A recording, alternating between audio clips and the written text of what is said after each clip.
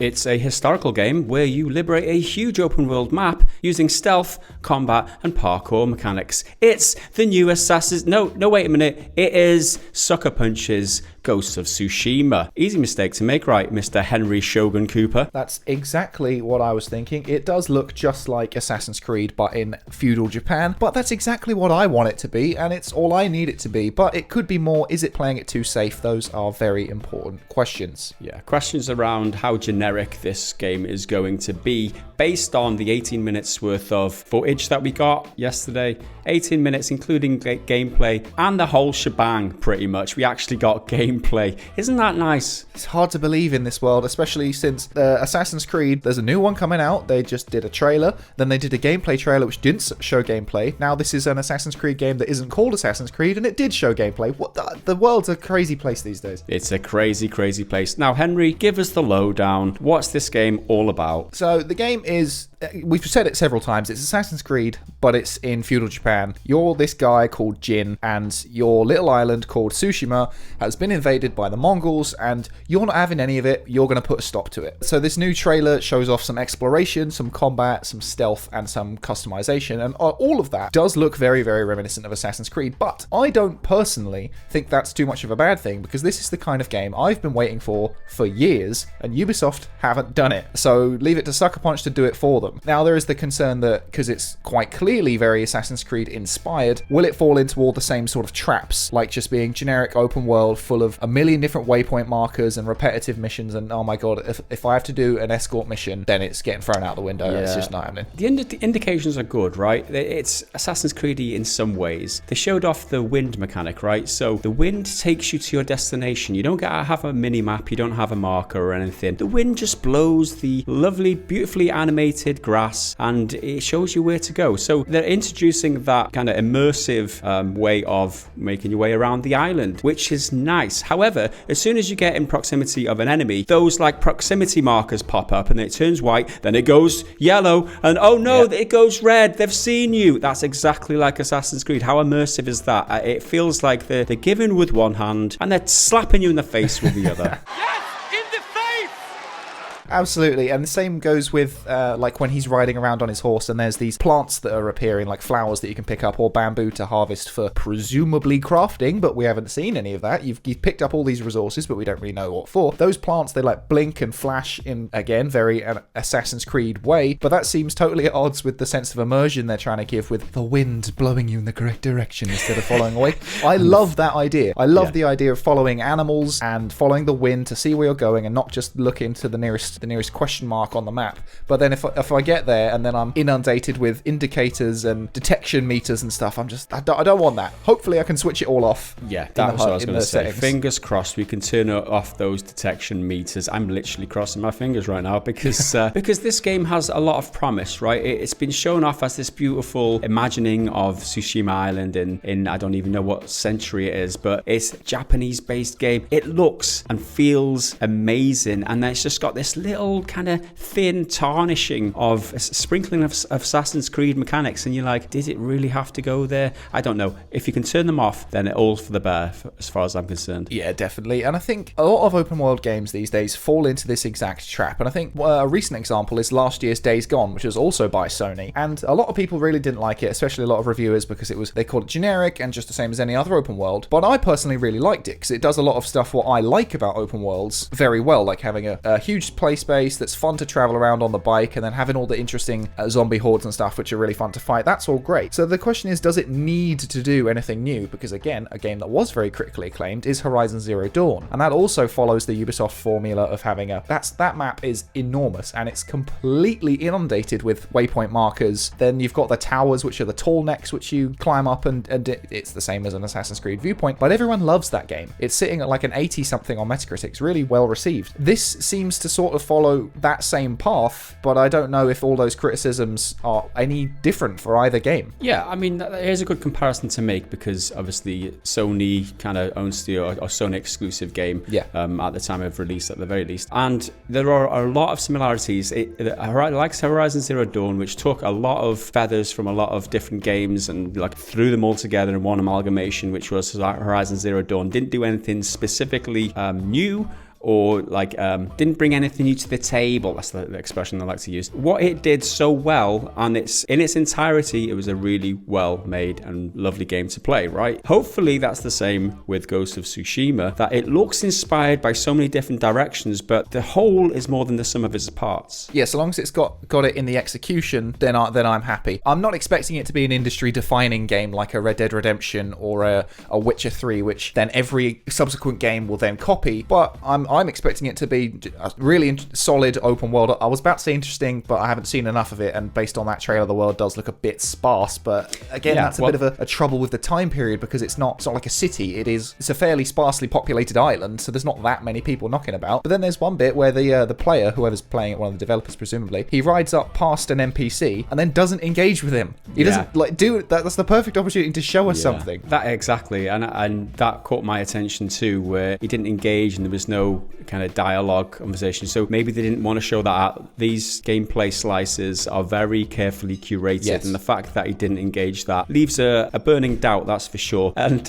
one thing that just got my goat, shortly after that, right, he walks into a building, walks straight past a stash of things on the floor, doesn't pick it up. It's like shining and everything. I'm like, pick it up, goddammit. He goes to the other side of the room and then he turns around and nonchalantly picks it up on his way out, and he's redeemed. But for that one split second, oh my god, was I furious. Like, it's one button press and he doesn't even have to do an animation. Some people have criticised that he doesn't do like a little bend down and scoop it up. Screw that, I don't need that. Give me I want to be efficient. Just click it, pick it up, I'm fine. That's it, I'm done. But one thing other people have criticised, which I think is really quite bizarre, is a few people are throwing around the word downgrade, and this happens anytime a game is first shown and it's really pretty, and then it's shown again. Whether or not it is a downgrade, people will throw that word around, and I'm not a big tech head. I'm going to wait for someone like Digital Foundry to get their hands on it and have a real good look. But the stream quality itself, when it first aired last night, that wasn't the best. I mean, it's a live stream, loads and loads of people watching it. It's under stress, but now you can watch it in 4K, and I don't see any sort of downgrade. It still looks stunning. It still looks amazing. Yeah, it looks amazing. That's one of the things that it's got going for it, that's for sure. That's being in that kind of time period and living the life of a samurai / whatever he's going to turn into.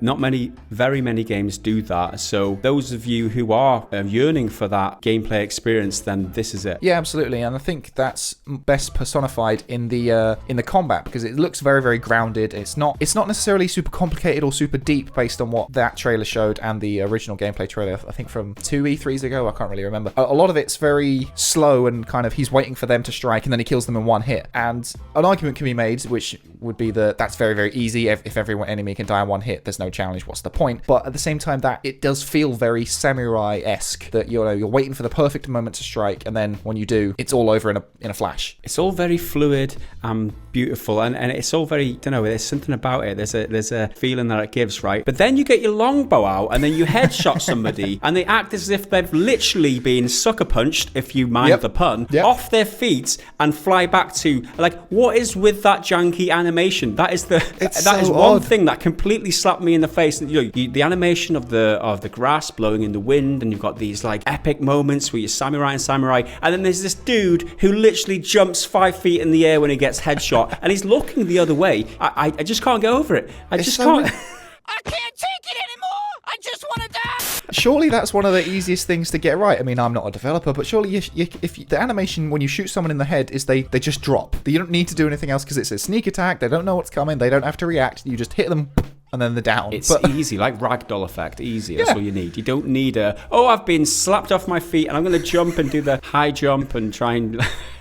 I don't know. Although, talking about the combat, I saw some guy on Twitter saying he wished it was a Souls-like, and then my first thought was like, isn't that just Sekiro or Neo or Neo 2? Like, there's a lot of recent Souls-like games in this sort of Japanese period, and Neo's very magic-y, and Sekiro is sort of as well. But this is not that, and it's trying to be a bit more realistic, and if you want that, absolutely go over there, and it probably will have a lot deeper combat in something like Sekiro, but this seems to be a bit more free-flow, something like the Batman Arkham games or Shadow of Mordor, and it's one of my favorite combat systems. It's very easy but very satisfying because it's all rhythm based and you really get into the motions. Yeah, exactly. And that's one thing that it does have over Assassin's Creed, because the way that Assassin's Creed have been going recently with the combat, it's like you're just chipping away at a health bar or damage numbers, whatever, whereas this, you can one hit hit kill. And No that's damage feel, numbers, which is a win. Exactly. It's going to feel so satisfying. One thing that I did sort of, I've got reservations about is the showdowns. Now, this is obviously an iconic thing with samurai pop culture, is that two guys walk up to each other, they stare at each other for a bit, then draw their swords, then cling, cling, it's all over. But this, it almost looked like a quick time event, but we can't really be sure because like no button prompts came up or anything to like guarantee that. So hopefully it's just more like a perfectly timed parry. So like when they come for you, if you don't trigger the parry, you'll just get hit. But that's something I do have slight reservations about because it's something that's so iconic and so important to get right. Absolutely. I think the jury is out on that one, and you won't know until you get your hands on it, essentially, or Exactly. you read reviews. So the other big thing they showed off, which is one of the things I'm most excited about, is stealth, because I love a good stealth game, but I hate bad stealth, and this seems to be Assassin's Creed level stealth, which isn't the most complicated or most nuanced. You can't completely manipulate your opponents to do everything, but it's very hide in the shadows, throw some gadgets, make a takedown, then back into the shadows. They're tent poles of the stealth genre, and it seems to be nailing those based on what I see, and that's exactly what I need. And Assassin's Creed sort of veered away from that with the most recent entries, which is kind of why I'm not so hot on Odyssey as some other people are. Yeah, I think that it reminds me a lot of Tenchu, and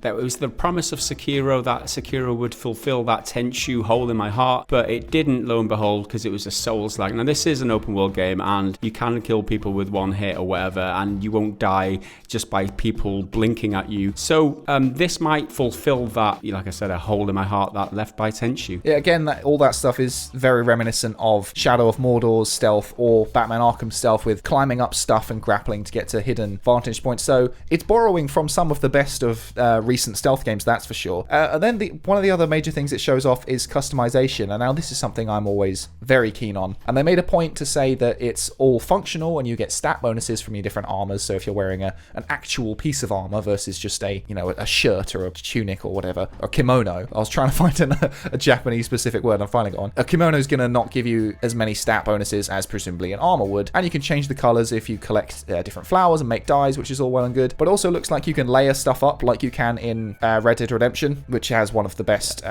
cosmetic character customization things around. But other than that, they didn't really show that much off. As I said at the beginning, it was exploration, a little bit of combat, a little bit of stealth, and then a little bit of customization. Then towards the end, they showed off this black and white grainy filter you can put on everything to make it look like an Akira Kurosawa movie, which is kind of cool. Not necessarily something I'm going to play with the whole time, but maybe I'll turn it on for a fight or two. They were really keen on their photo mode, and I love a photo mode as much as the next person, but dedicating a whole segment to it in your trailer, I'm not sure I've ever seen before, but okay, if they're pretty confident in it. Well, they say they've got loads more to show off, so if they do, then that's fine, but they could have shown off a lot more, but they didn't show off character interactions, for example, but they showed off the black and white mode. And that's the thing, it releases quite soon on the 17th of July, which really isn't that far away, and I don't need to see any more story, because I've got the gist. You're a samurai, your land's been invaded, you need to reclaim it. Cool, that's all I need. Other than that, I'll uncover it for myself. But I'd still like to see some more stuff about progression and upgrades, because they gave a little bit about that with the charms, but it didn't really show anything or show how that then influences gameplay. They just sort of said that it did as like an offhand comment. Again, as I said earlier, we don't know anything about crafting or gathering resources. Do you craft any items like arrows, or is it something more complicated? Do you then take it to a blacksmith and he makes you a really good sword? Who knows? We didn't see any villages because we were just kind of out in the open, and then there was an enemy outpost. And I think villages are where the world will feel a bit more alive, because you're not out in the open, there can be actual NPCs. Then what about an economy, like I said, with a blacksmith or a bar you could go and get a sake or something like that. And then one